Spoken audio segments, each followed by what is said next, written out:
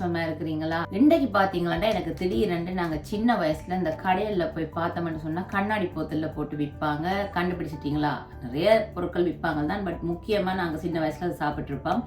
என்னன்னு பாத்தீங்கன்னா இந்த கல்பனிஸ் இன்றைக்கு எனக்கு சாப்பிடணும் போல ஒரு ஆசையா இருந்துச்சு. சரி இன்றைக்கு நான் செய்வேன் முடிவு எடுத்துட்டு சரி அதை நான் உங்களுக்கு இந்த வீடியோவை எடுத்து ஷேர் பண்ணோம்னு சொல்லி பிளான் பண்ணி நான் இன்னைக்கு ரெடி பண்ணியிருக்கிறேன். முதல்ல இந்த கல்பனி செய்யறதுக்கு என்னென்ன பொருட்கள் தேவை என்று சொல்லி வாங்க பார்க்கலாம். இன்னைக்கு நான் இந்த கல்பனி செய்யறதுக்கு எடுத்திருக்கிற பொருட்கள் பாத்தீங்கன்னு சொன்னா பட்டர், இது அன்சால்டட் பட்டர், நீங்க சால்ட் பட்டரும் எடுக்கலாம். நான் 75 கிராம் பட்டர் எடுத்திருக்கிறேன்.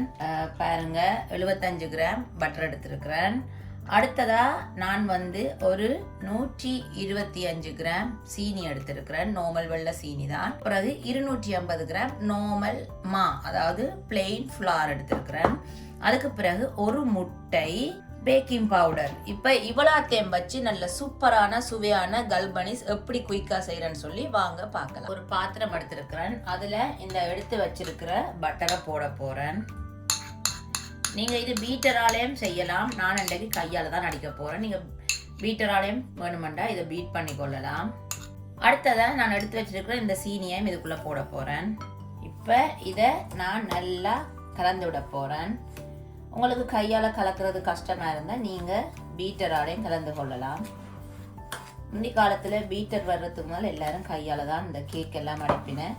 கையால செய்யும் போது ஒரு சுவை வித்தியாசமாயும் இருக்கும்.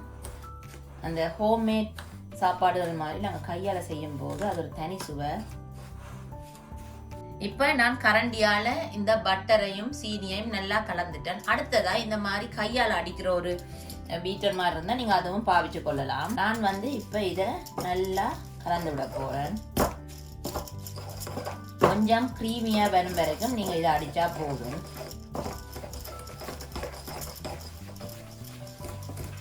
இதை நீங்கள் சீனியையும் பட்டரையும் சேர்த்து இப்படி அடிக்கும் போது என்ன நடக்க மாட்டோம், கொஞ்சம் க்ரீமியா வரும்.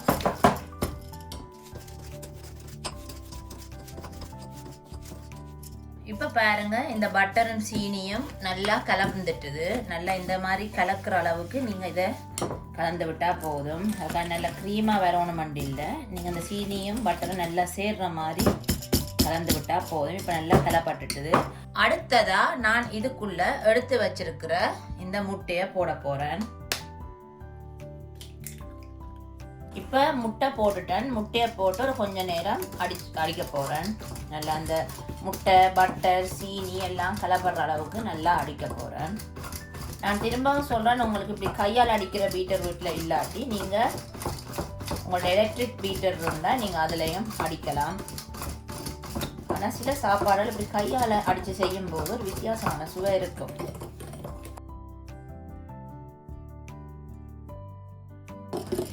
இப்போ பாருங்க நல்லா முட்டையும் பட்டரும் சீனியும் நல்லா அடிபட்டுட்டுது. இப்போ அடுத்ததா நான் எடுத்து வச்சிருக்கிற இந்த மாவை இதுக்குள்ள போட்டு நல்லா கலக்க போறேன்.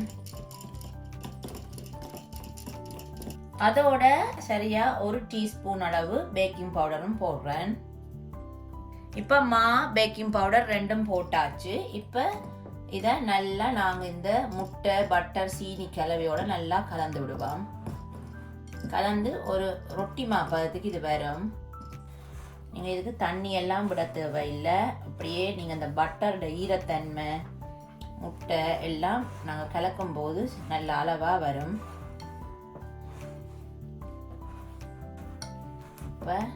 நல்ல வடிவா வந்துட்டுது.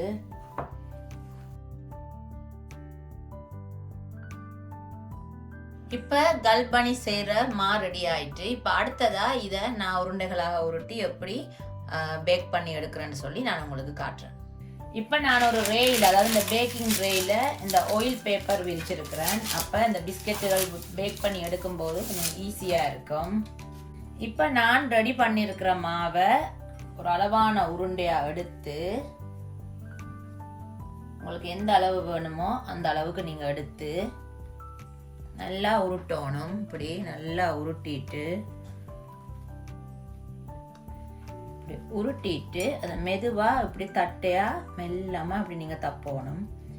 அப்படியே நீங்க தப்பிட்டு நான் ஒரு பாத்திரத்துல சீனி எடுத்து வச்சிருக்கேன். இப்படி சீனியில லைட்டா இதை இப்படி தொடணும். அப்படியே இந்த தட்டின இந்த கல்பனிஸை அப்படியே இந்த ரேயில நீங்க வைக்க வேண்டியதுதான்.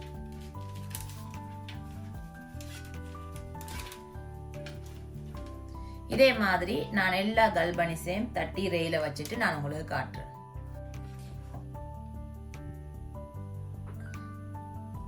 சும்மா சூப்பரா கல்பனி சீனி எல்லாம் பிரட்டி ரெடி ஆயிட்டு இப்ப இதை நான் அடுத்ததா ஓவன்ல வச்சு ஒரு 20 நிமிஷம் பேக் பண்ணி எடுக்க போறேன். பேக் பண்ண பிறகு எப்படி இருக்குன்னு சொல்லி உங்களுக்கு காட்டுறேன்.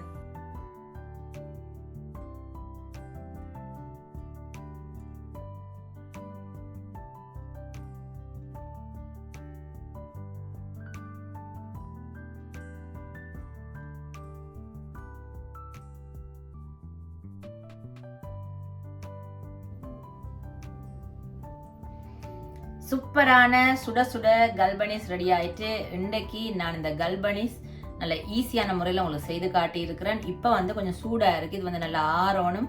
ஆறுனா அப்புறம் இதுக்கு நல்ல ஒரு பிளேண்டி போட்டு இதை சாப்பிட்டா சும்மா அந்த மாதிரி இருக்கும். இன்றைக்கி நான் செய்து காட்டின இந்த கல்பனிஸ் பார்த்துட்டு நீங்களும் கட்டாயம் வீட்டை செய்து பாருங்கள். எப்படி வந்தேன்னு சொல்லி மறக்காமல் எனக்கு கமெண்ட்டில் சொல்லுங்கள். அதே மாதிரி இந்த வீடியோவை தொடர்ந்து பார்த்து சப்ஸ்கிரைப் பண்ண எல்லாருக்கும் ரொம்ப ரொம்ப நன்றி. இதே மாதிரி நான் வித்தியாசமான வீடியோட உங்களை அடுத்த வீடியோவில் சந்திக்கிறேன். அது வரைக்கும் பாய்.